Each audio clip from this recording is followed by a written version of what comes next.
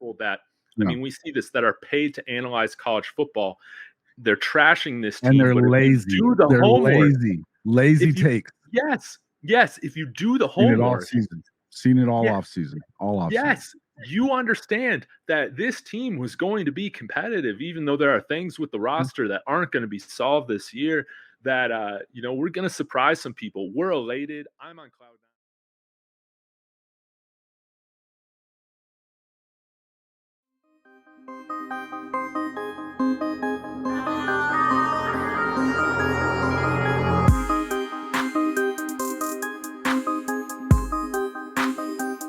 Let's go!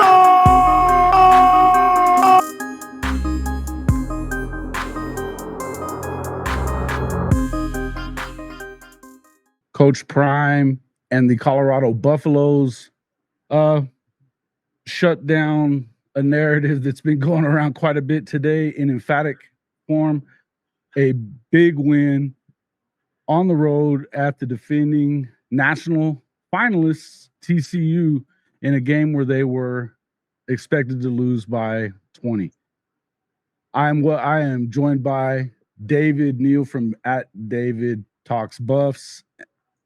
And hey man, just wanted to bring you in really and talk to you a little bit about what you saw today from this Colorado Buffaloes team. Did you even have this expectation going into this game?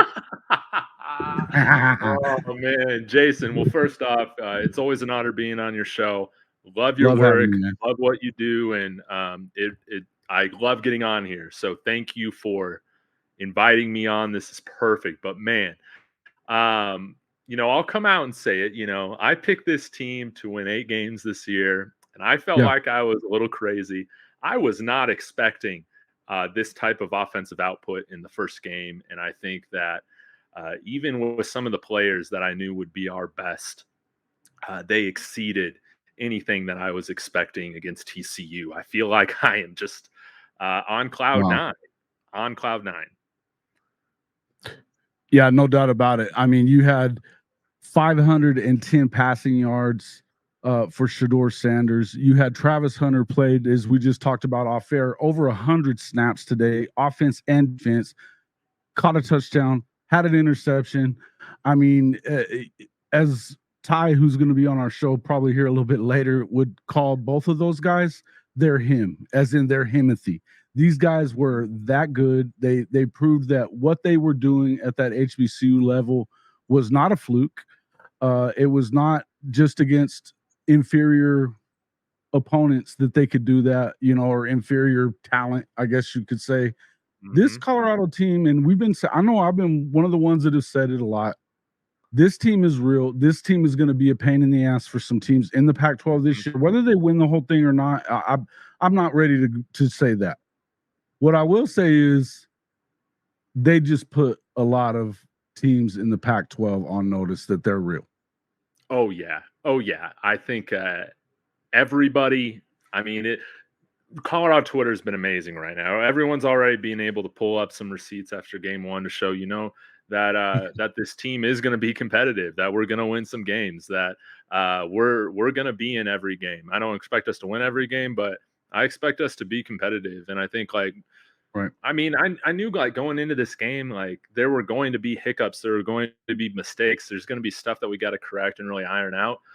But I thought what would keep us in this game would be our best players and, our top end talent. They played better, even better than some of us expected. And they were really the difference. They covered up for a multitude of sins. Shedeur Sanders breaking a school record in his first game here. And he said this in the post game, I didn't even throw for 500 yards against any HBCU team that I played against. And it just goes to show you that, the betting software and algorithms and all these prediction, computers and all that bullshit, they didn't know how to, they couldn't understand a team like this that completely flipped its roster with guys that should have been playing higher end football initially. other than, but following Coach Prime to Jackson State. But Shedeur, Travis, let's see, Dylan Edwards was looking like Reggie Bush out there in his first ever career game. And just the amount of poise that this team played with, that was something that I wanted to see, because so often, our teams, when they've gotten down or faced adversity, they've quit. And Yes. this team was never phased. They were able to move on, and we saw the result. 45 to whatever, 42. I don't really know how you could really doubt this team. I mean, you see these throws that Shedeur made. I mean, and it's been so it's just been pretty amazing, and you saw TCU made some mistakes in this, and you could not afford to make mistakes. This was not a game that you were going to be able to do such a thing, and it's when you miss a field goal there, and they've had some interceptions, and towards the end of the game, you started seeing some things that as it got tighter, Shedeur, I saw this one, you had it on his it was 4th and 2. And they hit a freaking, they can get something. And here's the other thing. This guy here, Dylan Edwards is another Himothy. This, you know what I mean? Talk about speed. And I don't think that anybody really, I don't think you gave them their due of the amount of speed that they were going to bring to the table. Yeah. And I think that that's where a lot of people were mistaking themselves. The talent. Now, do I think that they're going to run into some problems when they get into some of these better defensive programs, and having Travis go both ways, that could hurt you defensively down the road. But I tell you, for, game one, to come out there, lay it all on the line, these guys played with a big chip on their shoulder, and every time they lost the lead, they didn't blink. And so to me, that's this is the mark of a good football program. Whether or not how far they get this year, it doesn't really, I don't know that, I mean, I'm not ready to crown anybody or anything like that yet, but I've said this all along, just like you have, that if you think that Coach Prime showed up in Colorado just to take an ass whipping, he didn't. They showed up there to dish them out. And what a game. Yeah. It speaks to his greatness, and it does. It absolutely does. You cannot deny the level of coach that he is. And again, this whole thing has been so unorthodox. And but I've said, already seeing the results throughout the offseason, I was like, come on, let's already be working on another extension for Coach Prime, because with the recruiting, we knew that all this stuff was going to fall in line eventually. And this team played with championship poise. And getting back to the speed that you were talking about, unless you follow this team very closely, understanding the guys that they're bringing in, Jimmy Horn and Xavier Weaver are guys coming over from South Florida, and a similar spot as to some of the guys that we've had as holdovers, the 4-stars that we had as holdovers from CU. They just weren't that. They were better than their numbers because their quarterback play just wasn't good. And now they're in a situation where, now they have, and I might have been wrong on this, thinking, Shedeur might be like a top 5, top 4 quarterback in the conference in the Pac-12 right now. Hey, who's to say he's not right up there with Caleb Williams after what he's doing with lesser talent? Sure. It's really impressive, but the speed makes this team so tough to defend. I'll say one thing, then I'll let you get to it. No, please do. Keep talking. I don't mean to interrupt. I'm sorry. Oh, no, you're good. But just this, even if, we didn't run the ball very well today, that's something that hopefully the offensive line, we can continue to get better at doing that. But TCU, you're in a tough spot, because if you play man, these guys are quick enough to beat you over the top if they get a quick release. And what you saw this whole time was that they're giving guys like Jimmy Horn in the slot 8, 9, 10 yards of cushion. Shedeur had a lot of easy throws to make, and you even saw it with Dylan Edwards. You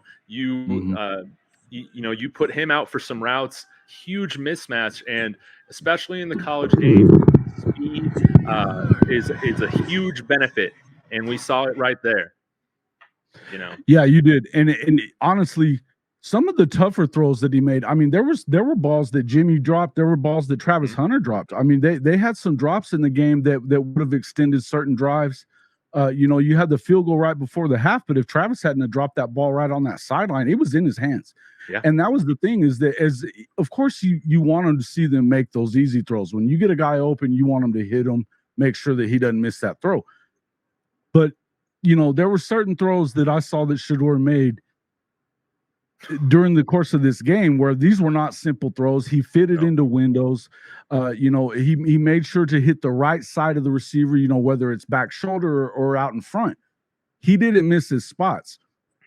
Again, obviously, he had 510 passing yards, 4 passing touchdowns. He goes 37 of 48, 80% completion. 80% completion percentage. And look, this is a football team that they played today, and again, they lost a lot of those players from that team a year ago. But they were also very busy in the transfer portal. They were. I don't care what anybody says. You don't get to make excuses now about how TCU wasn't good when you favored them by 20, and you were talking about how Colorado was going to be they had the worst roster in Power 5 football. I didn't buy it when they said it. I certainly don't buy it now, but don't give me that crap about TCU not being what they were. I've been saying I felt like they were going to have a hangover. They got outplayed today. They flat out in their house got outplayed.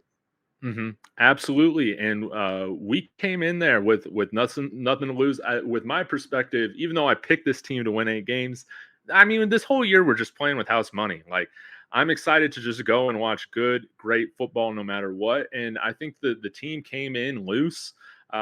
Obviously, when you're a team at home, having just been in the national championship, regardless of the fact that essentially TCU's offense had just as much turnover as CU's did this year, they're coming in with not only expected to win, they're expected to route this team. And I think, they 3 touchdown favorite, bro. 3 touchdown favorite. Yeah. Just insanity.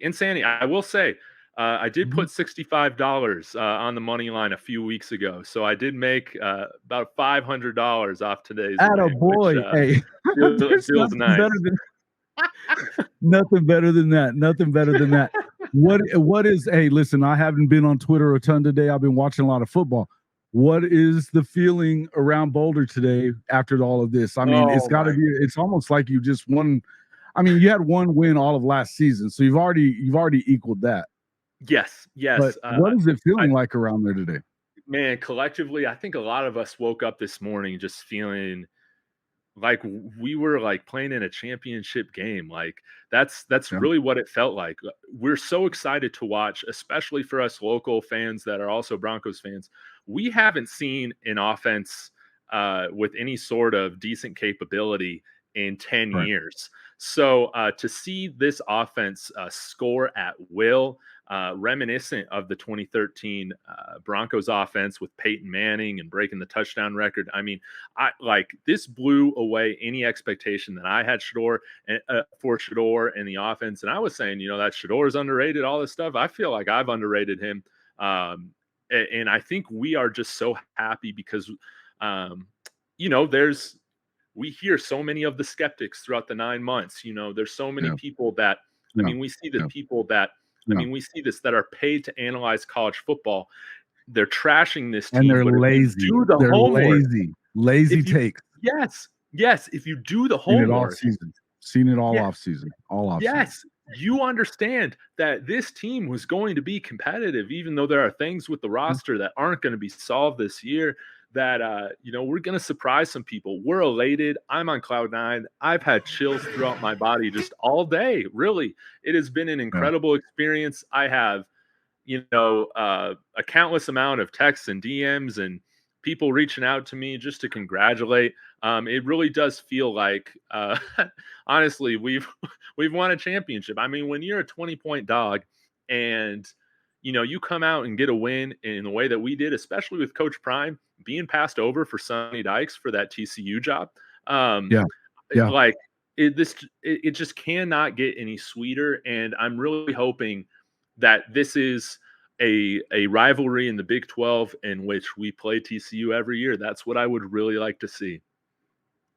Yeah, I think that that's definitely going to happen. I mean, and the rating had to have been through the freaking roof, because I know, and I'm sitting here watching Oklahoma at the same time, and I had to I'm looking back and forth, back and forth, back and forth, and it just, I mean, wow, what a day. And it just, the more I sat there and watch, you keep kind of thinking, well, maybe they're going to fall off, as much as they kind of kept, TCU, to their credit, they stayed right in it too, right? They did. But look at, and this is the kind of stuff, I mean, Prime, he has these guys believing, but there's one of those drops we were talking about, with Hunter. You had another one where they did the same thing. But again, I don't think that anybody expected what you got. And I was a little, I think I said earlier in the offseason, that I felt like they were definitely going to win the game. I've backed off of that a little bit, wondering, well, maybe they do, maybe they don't. But I thought 21 or 20 and a half was a ridiculous spread. Totally. And the comments that you're hearing from, especially from journalists, pundits that cover the sport, that clearly weren't paying any attention. It's the same thing that you've seen with Oklahoma, that because of 6 and 7, there were narratives out there that just weren't true, and it just doesn't matter. But this is the kind of thing that shuts people up. I'm happy for Coach Prime. I'm happy for you Colorado fans, man. And it's listen, this is also a good thing for the Big 12 going into next season.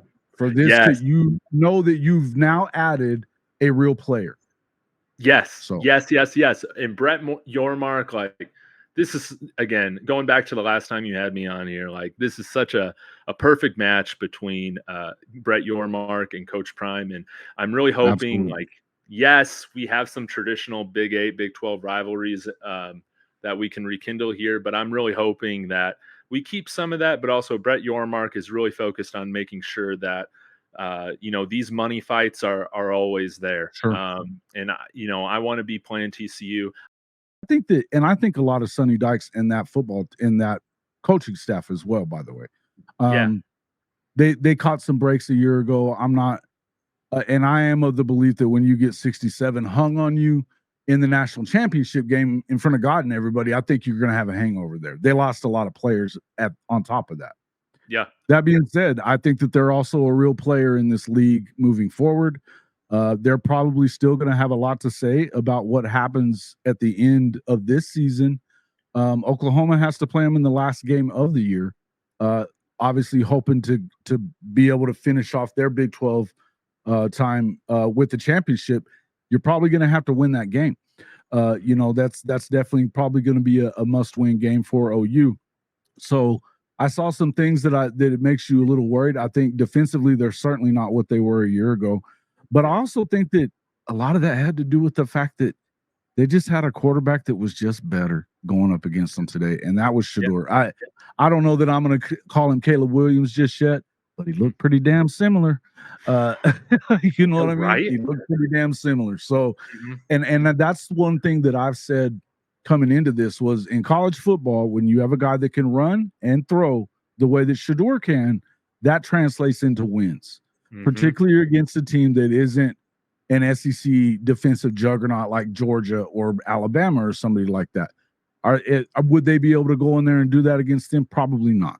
Right. That being said, they're the kind of team that that's the kind of quarterback that would give you a hard time. No matter who you are.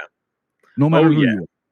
Just like Caleb Williams will, just like I think there's some other guys in the Pac-12. I think DJU is highly underrated. I think that Penix is right up there with the rest of them. There's some solid quarterbacks in the Pac-12. I think it's definitely the best league for quarterbacks right now. But listen, Shedeur showed that he's right up there at the top. Yeah. Plain and simple to me. So congratulations to you guys, man. That's what a hell of a game, man. It's one of the best games I've seen in a long time. Oh man, yeah, probably one of the best games I've watched in my lifetime. Definitely, as a Buffs fan, it has to be the best game that I've watched. Because I was young, man, when we were still competitive. So I can't wait for Nebraska. Nebraska fans have already been, in solitary for the last couple days. and we'll Matt see how Hill many been come out piping here to in. Boulder.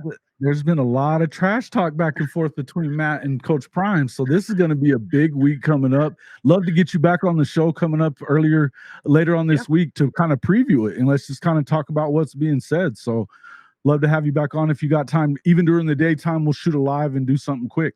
Yeah, that sounds great. Yeah, I know we spoke a little bit about coming on here regularly. I would love to do that. So let's make sure that we connect every week. And I love being on your show and supporting what you do. And you know your stuff. You know your stuff. Hey, you guys are doing a great job too, man. I love your show, dude. I watch it and I laugh and laugh and laugh and have a great. And I mean, you know your stuff too, but you also you make it fun. And I think that's the biggest thing about this whole thing. If we're not enjoying this, what the hell are we doing it for? And so this is, hey, college football has started again, ladies and gentlemen, and the Colorado Buffaloes are real. All you haters out there can keep on hating, but these guys are real. And hey, it's fun talking to you, man. I can't wait to continue out this. I can't wait to see how this season plays out, man. I think it's a lot of fun. I really can't wait until that USC game. I really kind of feel like you got a chance there. We got a chance to keep up with the offense. You know, we'll see. All you gotta do is make a couple of stops because they're not gonna. That's all we needed today. So if we can just get like 3 stops, let's do it. That's right. That's right. David, appreciate you. David Neill, David Talks Buffs. We appreciate you coming on the show, my friend. We will talk to you this week. That sounds great. Thanks again, Jason. Everybody take care. Go Buffs. All right, buddy. Have a good one. Thank you. Appreciate it.